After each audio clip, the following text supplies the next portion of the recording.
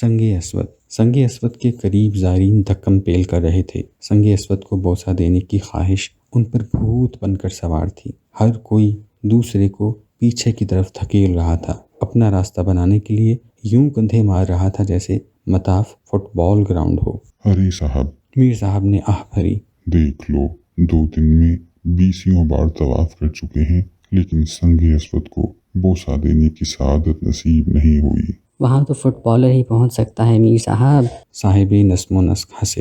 اپنے میں تو اتنی جان نہیں۔ میر صاحب نے آہ بھری، کوئی نظم و ضبط کے دیوانے نے میرا شانہ چھن چھوڑا۔ جی، میں نے جان چھڑانے کے لیے دانت نکال دیے۔ دراصل دقت یہ ہے کہ سنگ اسود قد آدم اتنا اونچا نہیں ہے، بوسہ دینے کے لیے جھکنا پڑتا ہے۔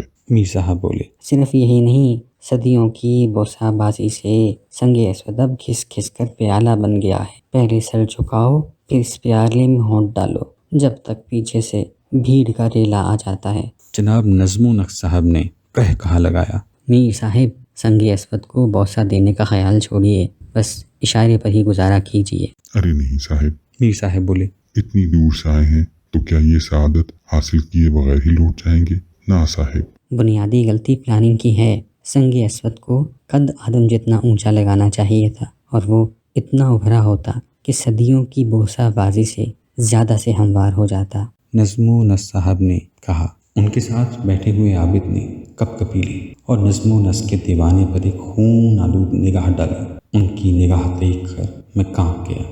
اس وقت ہم حرم شریف میں بر صغیر کے زائرین کے ایک گروہ کے درمیان میں بیٹھے ہوئے تھے۔ یہ ہم کہاں آ بیٹھے ہیں آج؟ میں نے قدرت سے کہا۔ قدرت نے توجہ کیے بغیر کان میری طرف موڑ دیا۔ یہ لوگ تو جزو کو کل پر مسلط کیے بیٹھے ہیں، چلیے کہیں اور چل کر بیٹھیں، میں نے قدرت سے کہا۔ قدرت نے ذرا ٹھہرو کا اشارہ کیا اور اپنی پرسرار مصروفیت جاری رکھی۔ کچھ دیر کے لیے ہم خاموش بیٹھے رہے۔ پتہ نہیں یہ نظم و ضبط کا دیوانہ کون ہے، میں نے اپنے آپ سے کہا۔